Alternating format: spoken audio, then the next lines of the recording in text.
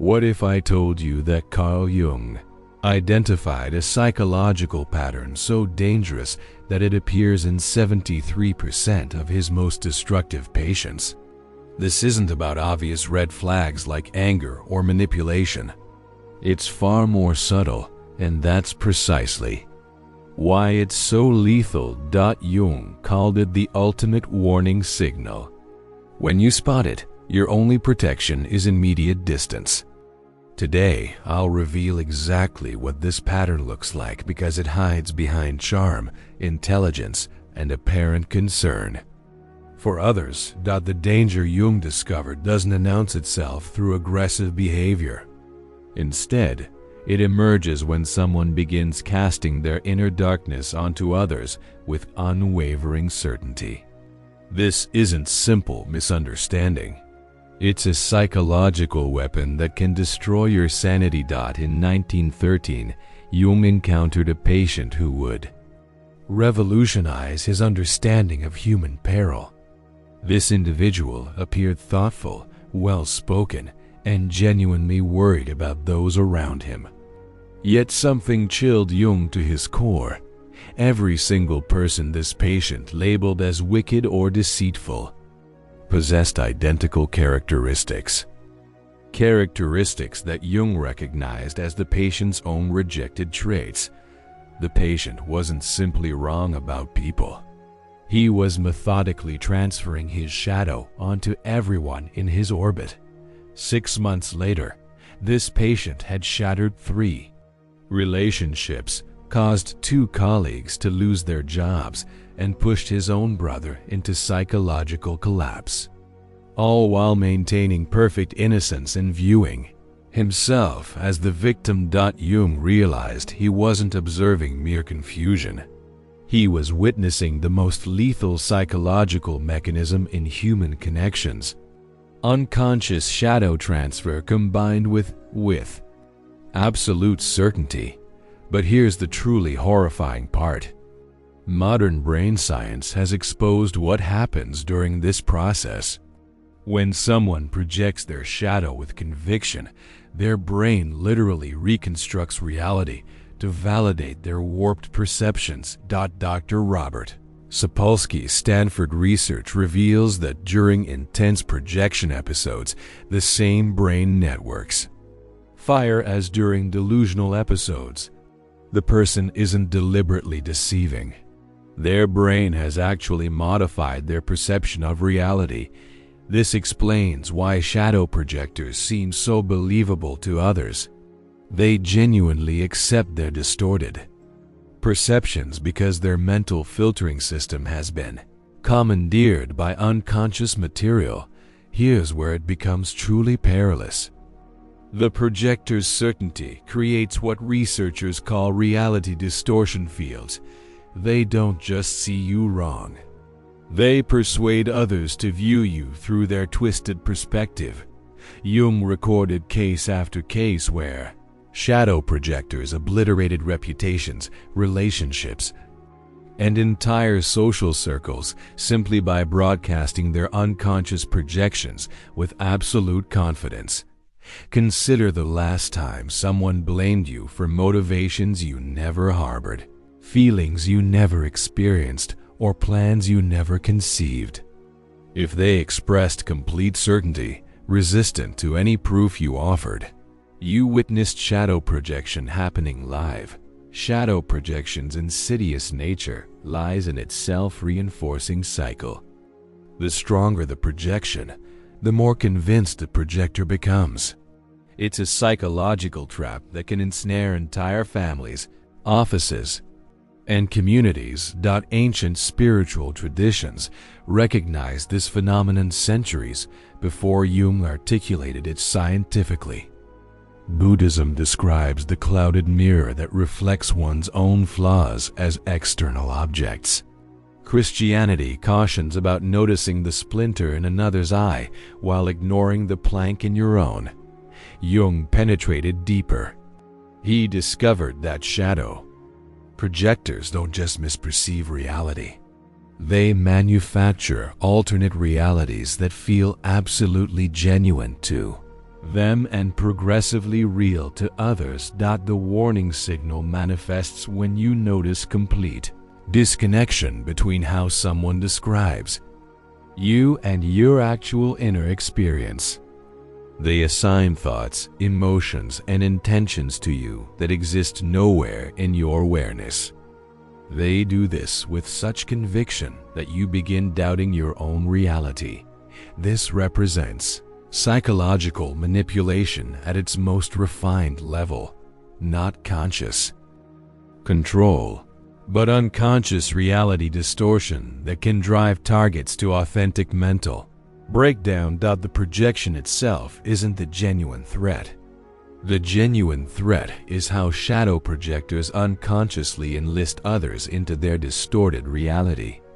Jung termed this collective possession.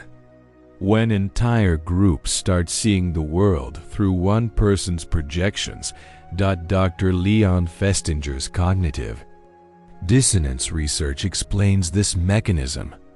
When someone presents their projections with absolute conviction, others experience mental pressure to align their perceptions with the projector's certainty, rather than trust their own contradictory observations. This is how families turn against scapegoated members, how workplaces mob innocent employees, how communities destroy individuals based on projected accusations with no foundation in reality.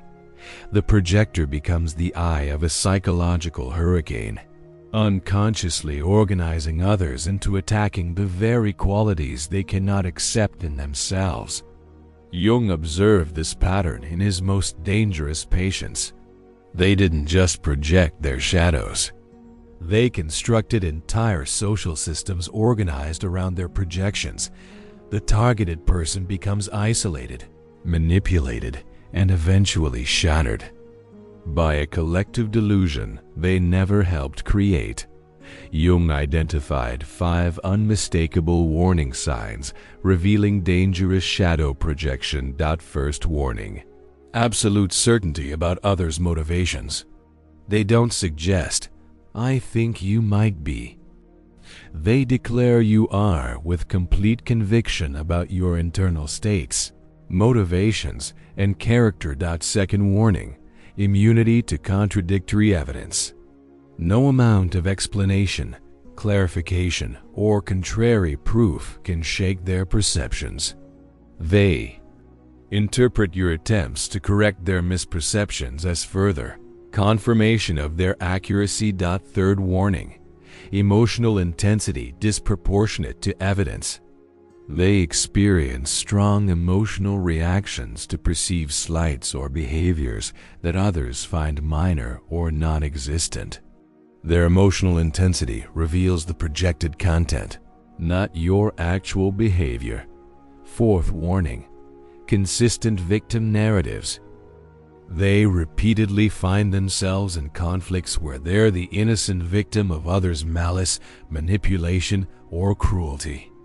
The cast of characters changes, but they're always the wrong party. Fifth warning: recruitment behavior. They subtly or openly try to get others to see you the way they do, often through seemingly worried conversations about your character or behavior. When these 5 signs appear together, you're not facing simple misunderstanding or personality conflict. You're confronting unconscious shadow projection that will escalate until it destroys something: your reputation, your relationships, or your sanity. Shadow projection follows a predictable escalation pattern that Jung mapped through decades of clinical observation. Stage 1: initial projection. Subtle accusations or attributions that don't match your reality. You dismiss them as misunderstandings. Stage 2: conviction crystallization. The projections become more frequent and certain. The projector shows no doubt about their perceptions, despite your corrections. Stage 3: reality distortion. The projector begins interpreting everything you do through their projection filter. Neutral actions become evidence of malicious intent. Stage 4. Social recruitment. They begin sharing their concerns about you with others, always from apparent care or worry. Stage 5. Collective possession. Others begin seeing you through the projector's lens. You find yourself defending against accusations that seem to emerge from nowhere. Stage 6. Systematic exclusion. The group organizes around the shared projection, systematically excluding or attacking you for qualities that exist primarily in the projector's unconscious. Understanding this pattern can save you years of psychological damage. The key is recognizing Stage 2 and removing yourself before the projection gains collective momentum. But shadow projection isn't the only dangerous sign Jung identified. Jung discovered an even more perilous psychological state: ego inflation. While shadow projectors are unconsciously dangerous, inflated individuals are consciously convinced of their own righteousness while being completely blind to their shadow. The inflated person doesn't just project their shadow. They identify with archetypal energies that far exceed their personal capacity for integration. They become possessed by the Savior, the Wise One, the Truth-Bearer, or the Righteous Judge. Unlike obvious narcissists who are easily spotted, inflated individuals often appear spiritually evolved, morally superior, or intellectually enlightened. This apparent elevation makes them infinitely more dangerous because people willingly submit to their authority. Warning signs of dangerous inflation include never questioning their own motivations. While authentic spiritual teachers express humility before mystery, inflated individuals exhibit absolute certainty about their perceptions and judgments. They interpret disagreement as evil. They don't process questioning as useful information, but as resistance to truth, goodness, or divine will itself. They display extraordinary charisma combined with rigid thinking.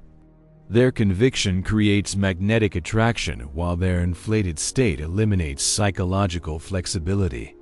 Jung warned that inflated individuals eventually collapse under the psychic tension of identifying their small ego with transpersonal contents. But before they collapse, they often cause devastating damage to others through their absolute conviction in their own righteousness. The third dangerous sign Jung identified is complete identification with the social persona. The mask we wear in public becoming the only identity the person recognizes. This creates what Jung called the perfect person problem. Someone so adapted to social expectations that they've lost all connection to their authentic self and shadow. The danger isn't obvious because persona-identified individuals are often models of social appropriateness. They always know what to say, how to act, what expressions to wear. But this perfection conceals a terrifying emptiness. When someone has invested all their psychic energy in maintaining a flawless external image, their rejected shadow aspects don't disappear. They accumulate in the unconscious like psychological pressure in a sealed container. Warning signs include uncanny social perfection. They never seem to have bad days, inappropriate reactions, or human inconsistencies. There's an artificial quality to interactions. Despite technical correctness, something feels hollow or performed in their presence. They show extreme reactions to perceived image threats. Any challenge to their perfect persona triggers disproportionate defensive responses. Jung documented how persona-identified individuals often experience sudden shadow eruptions, explosive episodes where all their repressed content emerges in destructive ways. The more perfect the persona, the more chaotic and dangerous the eventual shadow explosion. Perhaps the most alarming sign Jung identified is archetypal possession. When someone loses their individual identity and becomes a channel for transpersonal energies beyond their capacity to integrate, you can recognize this state when someone's personality seems to disappear, replaced by something ancient and impersonal. Their eyes change, their voice changes. They speak with authority that doesn't belong to their personal experience. They might become possessed by the eternal victim, always suffering and demanding rescue, or the righteous warrior fighting cosmic battles against evil that only they can see, or the divine parent treating adults like children who need their guidance and control. The possessed person experiences extraordinary certainty and purpose. The normal ambiguity of human consciousness disappears, replaced by absolute conviction that can be extremely persuasive to others. Here's what makes archetypal possession so dangerous. Archetypes contain extreme polarities. The same archetypal energy that produces saints also produces fanatics. The person possessed by the savior archetype will inevitably manifest its shadow aspects, often becoming the very thing they claim to oppose. Jung documented cases where possessed individuals committed acts completely contrary to their conscious values, later experiencing amnesia or elaborate rationalizations to explain their contradictory behavior. The final dangerous sign is what Jung called the compulsion to repeat. Unconscious patterns where someone obsessively recreates the same painful situations while believing themselves to be victims of cruel fate. This might seem less dangerous than the other signs, but people trapped in repetition compulsions unconsciously recruit others to play roles in their unresolved psychological dramas. The warning appears when you notice someone consistently ending up in identical painful situations with different people, always following surprisingly similar scripts. They seem genuinely surprised each time the pattern repeats, as if they're victims of destiny rather than unconscious architects of their own recurring experience. The danger is getting recruited into their psychological drama without realizing it. You can find yourself playing a role in a story that began long before you met this person. Usually the role of betrayer, abandoner, or persecutor. Jung called this negative synchronicity, the unconscious ability to orchestrate encounters that perpetuate unresolved patterns. The person trapped in repetition compulsions unconsciously emits signals that attract precisely those who can help them recreate their original traumatic scenarios. Now that you can recognize these dangerous signs, how do you protect yourself? Jung's protection protocol is deceptively simple. Conscious awareness combined with immediate boundary enforcement. Step 1. Trust your intuition. If someone's perception of you consistently contradicts your internal experience, trust your internal reality over their projections. Step 2. Don't attempt to convince them. Shadow projectors, inflated individuals, and possessed people are immune to contradictory evidence. Attempting to convince them often strengthens their projections. Step 3. Limit information sharing. Don't share personal details that can be twisted into evidence supporting their projections. Step 4. Document interactions. Keep records of conversations and events. Projectors often rewrite history to support their distorted narratives. Step 5. Seek outside perspective. Talk to trusted others who know both you and the projector. Reality check your perceptions with people outside the projection field. Step 6. Withdraw when necessary. Sometimes the only winning move is not to play. If someone shows multiple dangerous signs, strategic withdrawal may be your only protection. Remember that patient who changed. Jung's understanding of human danger? The one who destroyed relationships while maintaining complete innocence? Jung eventually realized that this patient's shadow projections weren't random. They were systematic attempts to avoid confronting his own capacity for the very behaviors he saw in others. The patient couldn't tolerate knowing that he was capable of manipulation, cruelty, and selfishness. So his unconscious mind projected these qualities onto everyone around him, allowing him to feel pure while unconsciously acting out the very behaviors he condemned. This is the tragic irony of shadow projection. People become the very thing they most fear or hate, all while maintaining complete unconsciousness of their own transformation. Here's what Jung discovered that can save you. Conscious awareness of these patterns breaks their power. When you can recognize shadow projection, ego inflation, persona identification, archetypal possession, and repetition compulsions, you're no longer vulnerable to their unconscious influence. The most dangerous people are those who are unconscious of their own darkness. But the moment you become conscious of these patterns in others and in yourself, you step out of their psychological jurisdiction. Jung spent his life mapping these dangerous territories of the human psyche, not to create fear, but to create freedom.